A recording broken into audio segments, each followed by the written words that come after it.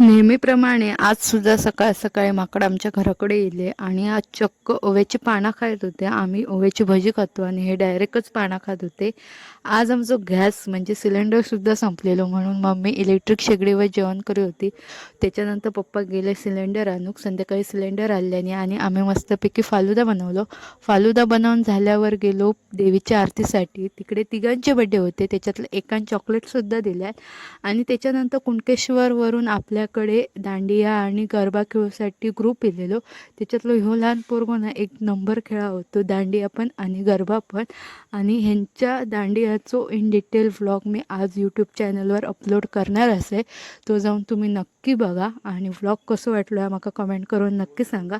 त्याचबरोबर आपले mini vlog कसे वाटते ते कमेंट करून नक्की सांगा. आपल्या चॅनलला सबस्क्राईब करा आणि भेटूया नेक्स्ट व्लॉगमध्ये. तोपर्यंत बाय.